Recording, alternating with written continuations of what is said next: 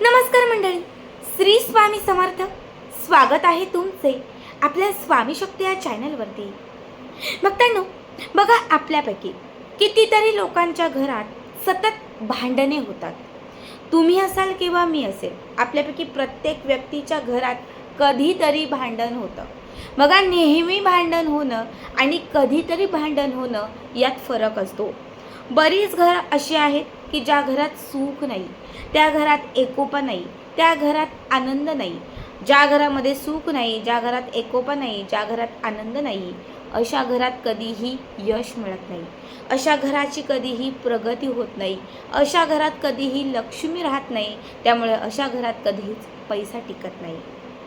बघा, बऱ्याच वेळा मी स्वतः अनुभवते, बऱ्याच वेळा मी स्वतः तुमच्या ह्या समस्या जेव्हा ऐकून घेते, तेव्हा कित्येक वेळा मला या सगळ्या गोष्टींवरती तुम्हाला काहीतरी उपाय सांगावा असे वाटते.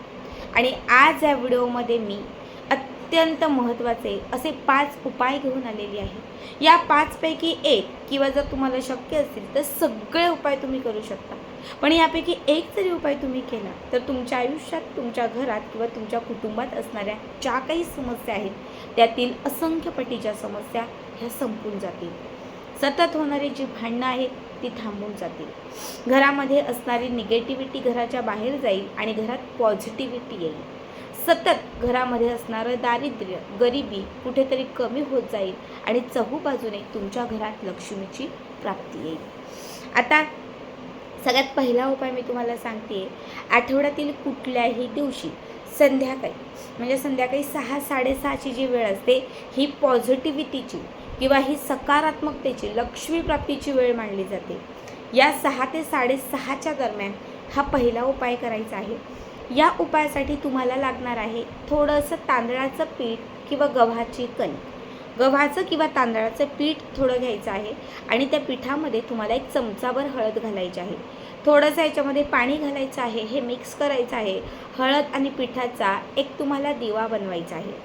हळद आणि पिठाचा बनवलेला दिवा तुम्हाला देवघराच्या समोर, बघा, कुठल्याही दिवशी संध्याकाळी 6 ते 6:30 वाजता तुम्हाला हा हळद आणि कणकेचा दिवा माता लक्ष्मीच्या समोर, देवघरात जिथे माता लक्ष्मीची प्रतिमा, फोटो किंवा मूर्ती असेल तर त्याच्यासमोर एक छोटी प्लेट ठेवायची. त्या प्लेटमध्ये थोडंसं मीठ घालायचं, खड्याचं किंवा बारीक कुठलं पण चालेल, आणि त्या मिठाच्या वरती हा हळदीचा दिवा लावायचा. दिव्याचं जे टोक आहे, दिव्याची जी ज्योत आहे, ती माता लक्ष्मीच्या दिशेला करायची. या दिव्यामध्ये आवर्जून तूप घालायचं, तेल नाही. दिवा पेटल्यानंतर त्या दिव्यामध्ये 7 अख्ख्या फुलवाल्या लवंगा घालायच्या. बघा, 7 अख्ख्या फुलवाल्या लवंगा घालायच्या आणि तिथे बसून 16 वेळा कुबेर मंत्र म्हणायचा. 16 वेळा कुबेर मंत्र म्हणायचा आणि 3 वेळा व्यंकटेश स्तोत्र म्हणून 1 वेळा श्रीसूक्त म्हणायचं. फक्त ह्या 3 सेवा तिथे बसून करा. हा दिवा 6 ते 6:30च्या दरम्यान लावल्यानंतर तो दुसऱ्या दिवशी पहाटेपर्यंत पेटता राहील. म्हणजे दिवा जो आहे तो पेटताच राहील, विझणार नाही, याची दक्षता घ्या. पहाटे जाग आली की त्या दिव्यामध्ये अजून तूप घाला, पण एक ब्रह्ममुहूर्तापर्यंत हा सिद्धीचा दिवा तुमच्या घरात प्रज्वलित ठेवा. प्रत्येक आठवड्यातून एकदा हा उपाय तुम्ही केलात, महिन्यातून फक्त एकदा करा. समजा आता नवीन महिना सुरू झाला आहे, मे महिना सुरू झालेला आहे. या महिन्यात मी या आठवड्यामध्ये गुरुवारी करते, शुक्रवारी, तुमच्यावर आहे, तुम्ही कधी पण करा. समजा या शुक्रवारी मी केला आहे, 1 महिना तुम्हाला या उपायाचा इतका अनुभव येईल की घरात खूप पॉझिटिव्हिटी राहील, घरात कुठलेही आजारपण येणार नाही, घरात भांडणं खूप कमी होतील, घरात पैसा टिकेल आणि घरात सकारात्मकता राहील. पुन्हा जून महिना आल्यानंतर पुन्हा त्या जून महिन्याच्या एका आठवड्यामध्ये हा उपाय करायचा. असं पूर्ण वर्षभरात जे 12 महिने येतात, त्या 12 महिन्यांमध्ये तुम्ही प्रत्येक महिन्यात एकदा कुठल्याही आठवड्यात हा उपाय करा.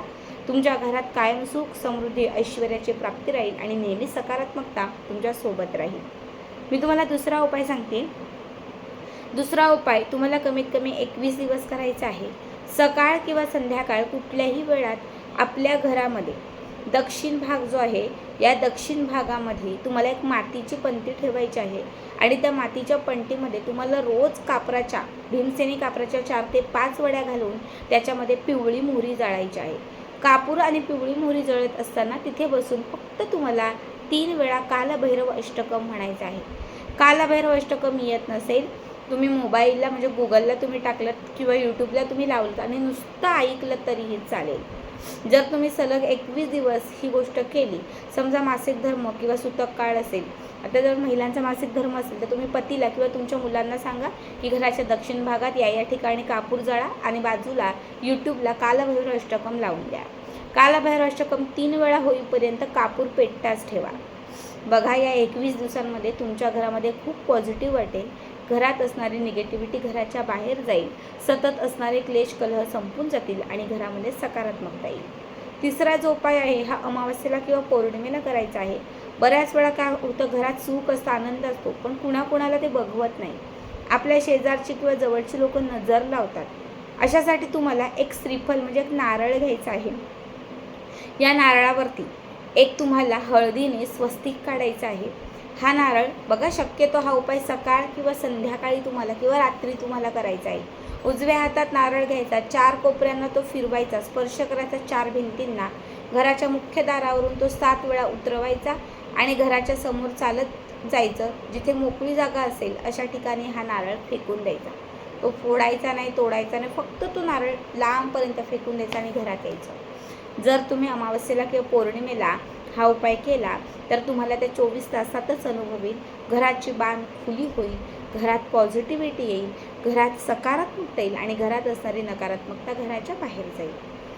तुम्हाला पुढचा जो उपाय मी सांगणार आहे हा कुठल्याही गुरुवारी करायचा आहे.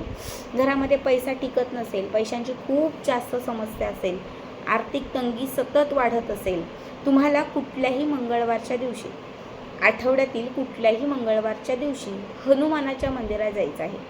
हनुमानाच्या मंदिरात जाताना तुम्हाला लवंगांच्या 7 जुड्या घेऊन जायच्या आहेत. आता 7 लवंगांच्या जुड्या म्हणजे कसं, 2 फुलवाले लवंग धाग्यात बांधायचे, पुन्हा 2 फुलवाले लवंग दुसऱ्या धाग्यात बांधायचे. असे बघा 2-2 फुलवाले लवंग म्हणजे एकूण 14 लवंग तुम्हाला घ्यायचे आहेत आणि 2-2 लवंग एक धाग्यामध्ये तुम्हाला बांधायचे आहेत. आता 7 लवंगांच्या जुड्या तुम्ही तयार केल्यानंतर तुम्हाला 7ही लवंगांच्या जुड्या मारुतीच्या मंदिरात घेऊन जायच्या आहेत आणि तिथे गेल्यानंतर मारुतीच्या चरणांना 7ही लवंगांच्या जुड्या तुम्हाला अर्पण करायच्या आहेत. पहिली लवंगांची जुडी उजव्या हातात घ्यायची. 1 वेळा बघा, 1 वेळा आपल्या मारुतीरायांचं स्मरण करायचं, 1 वेळा हनुमान चालीसा म्हणायचा. पुन्हा दुसरी लवंगांची जोडी उजव्या हातात घ्यायची, हाताची मूठ बंद करायची, पुन्हा 1 वेळा हनुमान चालीसा म्हणायचा. असं एक एक करत सगळ्या 7ही लवंगांच्या जोड्या उजव्या हातात घ्यायच्या, 1 वेळा असं 7 वेळा हनुमान चालीसा म्हणायच्या आणि ह्या लवंगांच्या जोड्या आपल्या घरी घेऊन यायच्या. घरी घेऊन आल्यानंतर 4 लाल रंगाचे कापड घ्यायचे. 4ही कापडांमध्ये 4 लवंगांच्या जोड्या ठेवायच्या. पहिली लवंगाची जोडी पूर्व दिशेला, दक्षिण, उत्तर आणि पश्चिम, पूर्व, पश्चिम, दक्षिण, उत्तर अशा घराच्या 4 दिशांना 4 लवंगाच्या जोड्या या कापडात बांधून ठेवायच्या. 5वी लवंगांची जोडी ही आपल्या तिजोरीत ठेवायची. 6वी लवंगांची जोडी ही आपल्या पतीच्या म्हणजे जे घरामध्ये करते कमावते आहेत, मुलं असतील तर मुलं किंवा अन्य कुणीही, त्यांच्या खिच्यात ठेवायला सांगायची. आणि जी 4 लवंगाच्या जोड्या 4 दिशांना, 5वी तिजोरीमध्ये, 6वी पतीच्या खिच्यामध्ये किंवा कर्त्या व्यक्तीच्या खिच्यात आणि 7वी लवंगांची जी जोडी आहे ही आपल्या घराच्या मुख्य प्रवेशद्वाराला कापडात बांधून लावायची.